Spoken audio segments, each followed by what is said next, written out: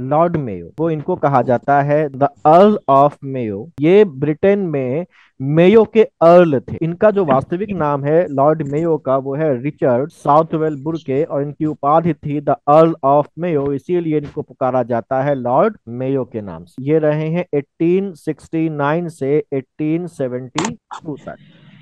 इनको अंडमान में इनकी हत्या कर दी गई थी। किसने इनकी हत्या की थी? शेर शेर अली। अली अफरीदी। इसका स्वतंत्रता संग्राम से कोई संबंध नहीं है, ये क्रांतिकारी नहीं था, किसी अपराध में किसी की हत्या करके बंदी था और उसमें इसने इनकी हत्या कर दी। अगला जो इम्पोर्टेंट काम इनके समय में हुआ, मैंने बताया था कि इन्होंने मेयो कॉलेज की स्थापना की थी, अजमेर में है। तो हम्म। अजमेर में मेयो कॉलेज, अजमेर में। और ऐसा ही एक और कॉलेज था, राजकुमार कॉलेज। ये कहाँ पर? ये राजकोट में। तो इन दो कॉलेजों की स्थापना की, और इनका उद्देश्य था भारतीय जो राजकुमार हैं, भारतीय जो प्रिंस हैं, भारतीय राजकुमारों को राजनैतिक प्रशिक्षण देना। तो इन्होंने मेयो कॉलेज अजमेर जो आज भी है और राजकुमार कॉलेज राजकोट की स्थापना की, भारतीय राजकुमारों को, भारतीय प्रिंसेस को राजनैतिक प्रशिक्षण देने के लिए। क्लियर? साथ ही साथ भारत में जनगणना की शुरुआत कब? 1872 में।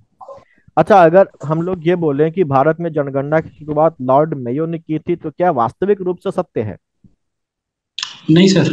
क्यों? अच्छा, क्या ऑफिस। इनके पहले कभी भारत में जनगणना नहीं हुई? मौर्य मौर्य ये सर। ये सर मौर्यों के टाइम में। समितियां थी ना, आपको याद होगा। उनमें से एक समिति थी यस जिसका सर। काम क्या था? जनगणना करना।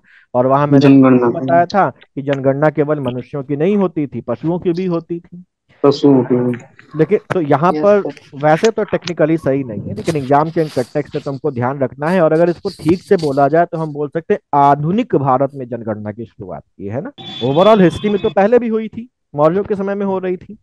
तो आधुनिक भारत में जनगणना की शुरुआत की 1872 में, लेकिन ये नियमित नहीं थी।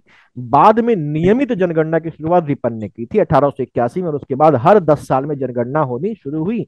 1881 के बाद 1891, फिर ऐसे ही होते होते हमारे पास 2011 में हुई थी। फिर 2021 में होनी थी, 2021 में हुई नहीं। क्यों? कोरोना की वजह से।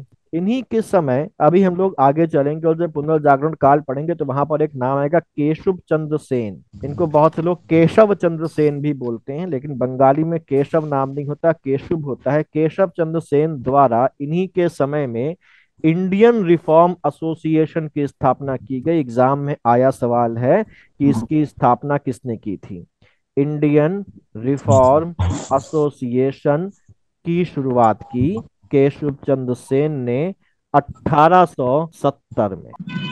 इन्होंने भारत में वित्तीय विकेंद्रीकरण की शुरुआत की। मैंने बताया था पिछली बार।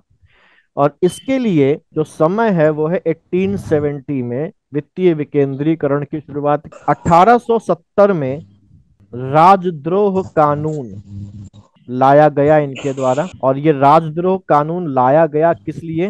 वहाबी आंदोलन को दबाने हेतु।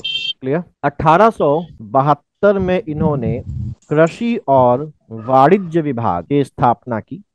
इंग्लिश में बोलें तो ये हो जाएगा department of agriculture and commerce. यहाँ पर मैंने बताया कि जनगणना की शुरुआत की 1872 में।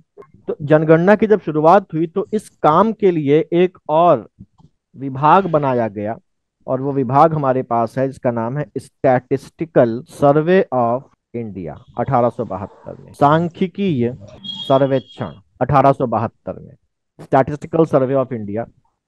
अगले हैं हमारे, जिनको हम जानते हैं किस नाम से? लॉर्ड नॉर्थ ब्रुक के नाम से।